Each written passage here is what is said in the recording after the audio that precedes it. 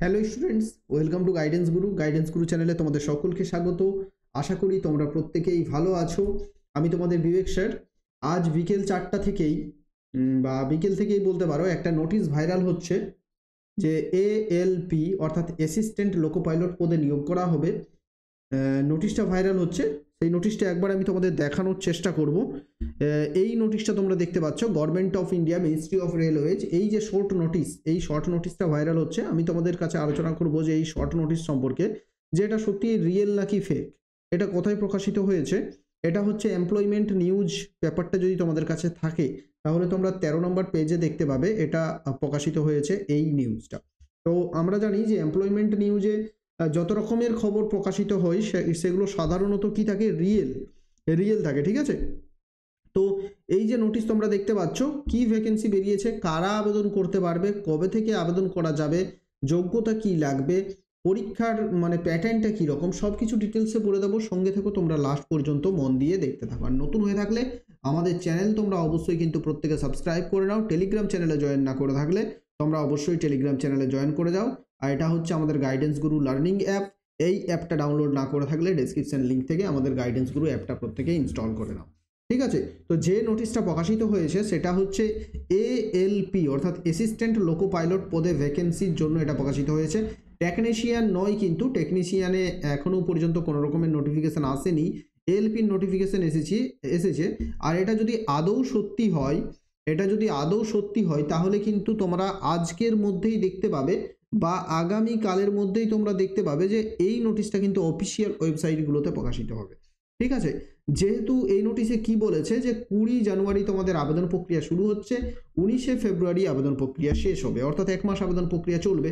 তো 20 জানুয়ারি মানে আজ হচ্ছে 18 জানুয়ারি, 20 জানুয়ারি বলতে হাতে মাত্র আর একটা দিন সময়, অর্থাৎ আগামীকাল এটা প্রকাশ হতেই হবে, ঠিক আছে। তো আমি আজকেই কয়েকটা ওয়েবসাইট চেক করে দেখলাম, যেমন এটা হচ্ছে রেলওয়ে রিক্রুটমেন্ট বোর্ড RRB ভোপালের ওয়েবসাইট।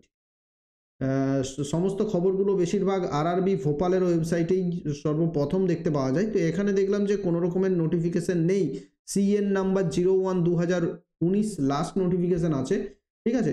RRB কলকাতার ওয়েবসাইটে দেখলাম, সেখানেও কিন্তু কোনো রকমের নোটিফিকেশন প্রকাশিত হয়নি, ঠিক আছে। কোনো রকমের নোটিফিকেশন প্রকাশিত হয়নি নতুন। 2019 সালের যে রিক্রুটমেন্টগুলো হয়েছিল সেই নোটিফিকেশনই এখানেও আছে। আর আমি RRB রাঁচি দেখলাম, সেখানেও কিন্তু কোনো রকমের নোটিশ আসেনি। তো যদি এটা রিয়েল হয়ে থাকে, তো যদি তোমাদের ভ্যাকেন্সি আসার কথা যদি আসে, তাহলে কিন্তু নোটিফিকেশনটা আজ রাতের মধ্যে বা আগামীকাল বিকেলের মধ্যেই তোমাদের অফিসিয়াল ওয়েবসাইটে চলে আসবে। আর অফিসিয়াল ওয়েবসাইটে এলেই আমি তোমাদের সমস্ত কিছু ডিটেলসে বলে দেবো। মন দিয়ে দেখতে থাকো। এই যে শর্ট নোটিশ, সেই শর্ট নোটিশে কি বলা হয়েছে আমি তোমাদের বলে দেবো, ঠিক আছে। দেখো, application are invited from eligible candidates for the post of assistant loco pilot given in the table below. The last date for submission of application is 19/12/2024। 19 তারিখে 19শে ফেব্রুয়ারি এটার আবেদন করার লাস্ট ডেট। আর শুরু হচ্ছে তোমাদের 20 তারিখ থেকে শুরু হচ্ছে, 20 জানুয়ারি থেকে শুরু হচ্ছে। Please refer to CEN number 01/2024। এই CN নাম্বারটা বলা হচ্ছে, যদিও এটা এখনও কিন্তু অফিসিয়াল ওয়েবসাইটে পাবলিশ হয়নি। Listed on the official website, RRBর অফিসিয়াল ওয়েবসাইট বলছে এখানে, কিন্তু কোনো ওয়েবসাইটে কিন্তু আমি এগুলো এখনও দেখতে পাইনি, ঠিক আছে। 20 জানুয়ারি শুরু হচ্ছে, 19শে ফেব্রুয়ারি লাস্ট হবে। Assistant loco pilot level 2, initial pay 19,900, medical standard A1 থাকতে হবে। এজ হচ্ছে 1/7/2024, 1/7/2024 হিসেবে বয়সটা হতে হবে 18 থেকে 30 বছরের মধ্যে, অর্থাৎ UR ক্যাটাগরি 18 থেকে 30 বছর।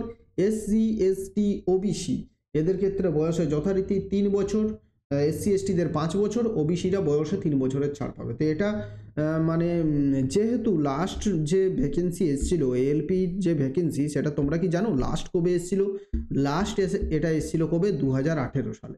আর তারপর প্রায় 5-6 বছর পর যে ভ্যাকেন্সি আসছে, তো যারা সবাই তো আর ডিফেন্সের জন্য বা সবাই WP বা সবাই RPF CRPF এইসবের জন্য পড়ে নেই, ঠিক আছে। সবার আলাদা আলাদা স্বপ্ন থাকে। কেউ রেলওয়েতে চাকরি করতে চায়। তো যারা অ্যাসিস্ট্যান্ট লোকো পাইলট, টেকনিশিয়ান এইসব পদের জন্য দীর্ঘ অপেক্ষা করে আছে 5-6 বছর ধরে, তাদের কাছে এটা অন্যায় হয়েছে যে 18 থেকে 30 বছর কিন্তু করাটা ঠিক হয়নি। যেহেতু ভাই এটা বেরোচ্ছে 5 বছর পরে, তাহলে তোমাকে মিনিমাম তো 3 বছর এক্সট্রা রাখো।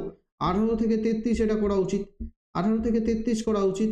ওবিসিরা 3 বছর ছাড় দিয়ে দাও, এসসি এসটি 5 বছর ছাড় দিয়ে দাও, ইউআরকে 33 করা উচিত এটা কিন্তু, ঠিক আছে। তো এটা যখনই নোটিফিকেশান আসবে তারপরই আমরা এটা কিছু করতে পারবো বা সঠিক তোমাদের কথা বলতে পারবো যে কি এসছে কি না। আর এটার হচ্ছে যে কারা অ্যাপ্লাই করতে পারবে তোমাদের বলে দিই একবার। অ্যাপ্লাই যারা করতে পারবে সেটা হচ্ছে যদি তোমাদের 10th পাস প্লাস আইটিআইয়ের যে ফিটার ইলেকট্রিশিয়ান এগুলো থাকে, ITI plus 10th plus ITI যদি থাকে অ্যাপ্লাই করতে পারবে। 10th প্লাস ডিপ্লোমা, অর্থাৎ যেটাকে আমরা পলিটেকনিক বলে থাকি, ডিপ্লোমা যদি থাকে তো অ্যাপ্লাই করতে পারবে। 12th প্লাস যদি বিটেক যদি কারো থাকে, বিটেকরাও অ্যাপ্লাই করতে পারবে, ঠিক আছে। এই সবগুলো থাকলে অ্যাপ্লাই করতে পারবে। টেকনিশিয়ানের ব্যাপারটা কি হয়, টেকনিশিয়ান যদি থাকে সেখানে যদি তুমি সায়েন্স গ্রুপ নিয়ে এইচএস পাস করে থাকো তাহলেও কিন্তু অ্যাপ্লাই করতে পারবে।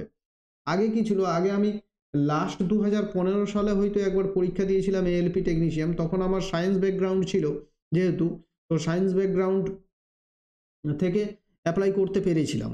তো বর্তমানে কি আসবে নোটিফিকেশন, ফুল নোটিফিকেশন না এলে কিন্তু এটা বলা যাবে না। তো এই সব যাদের থাকবে যোগ্যতা তারা কিন্তু এখানে আবেদন করতে পারবে।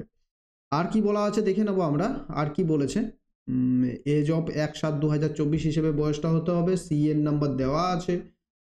এরপর হচ্ছে দেখো এখানে ফিজিক্যালি স্ট্যান্ডার্ড বলেছে A1, এগুলো তো যারা রেলের জন্য প্রিপারেশন নিচ্ছ তারা আশা করি জানো। ডিস্টেন্স ভিশন 6/6 উইদাউট গ্লাসেস, অর্থাৎ বেশি পাওয়ার যদি তোমার গ্লাসে থাকে তাহলে কিন্তু লোকো পাইলট পদের জন্য, টেকনিশিয়ান পদের জন্য যোগ্য হবে, লোকো পাইলট পদের জন্য যোগ্য হবে না, ঠিক আছে। আর এসেন্সিয়াল কোয়ালিফিকেশনটা দেখে নাও কি আছে। Matriculation SSLC plus ITI from recognised institution for NCVT SCVT in the trades of fitter, electrician, instrument mechanic, millwright, maintenance mechanic, এই সবে যদি তোমার আইটিআই করা থাকে এবং 10th পাস করা থাকে তাহলে তুমি আবেদন করতে পারবে, ঠিক আছে। তারপর কি আছে দেখো, matriculation SSLC plus 3 years of diploma, 3 বছরের ডিপ্লোমা থাকলে আবেদন করতে পারবে। ইন মেকানিক্যাল, ইলেকট্রিক্যাল, ইলেকট্রনিক এইগুলোতে থাকলেই তুমি, বিটেক বা ডিপ্লোমা থাকলে, বিটেক থাকলে তো পারবেই, যদি ডিপ্লোমা থাকে তাও তোমরা আবেদন করতে পারবে, এবং যদি আইটিআই থাকে তাহলে আবেদন করতে পারবে। তা যারা এই যোগ্যতা আছে, যাদের আইটিআই আছে তাদের কাছে কিন্তু এটা সুবর্ণ সুযোগ, তোমরা কিন্তু অ্যাপ্লাই করতে পারবে। Reservation for SC ST OBC NCL EWS ex serviceman, for details please refer to, এই সিএন নাম্বার রেফার করেছে, কিন্তু নোটিফিকেশন যেহেতু এখনো আসেনি তাই আমরা এটা ডিটেলসে বলতে পারবো না। আশা করি তোমরা বুঝতে পারলে সব কিছু। নোটিফিকেশন যখনই একবার নোটিফিকেশন চলে আসবে আমি তোমাদের সব কিছু ডিটেলসে বলে দেবো, ঠিক আছে।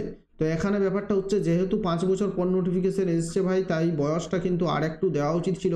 কারণ কি, অনেকের কিন্তু অনেকেই এই যে ভ্যাকেন্সির জন্য অপেক্ষা করে তাদের হয়তো বয়স পেরিয়ে গেছে, অনেক থাকবে যারা কিন্তু এখানে অ্যাপ্লাই করতে পারবে না। আর ভ্যাকেন্সি এতগুলো আরআরবি মিলিয়ে মাত্র 5600 ভ্যাকেন্সি, যেখানে এটা তো সেই এসএসসি পরীক্ষাগুলোর মতো হয়ে গেল।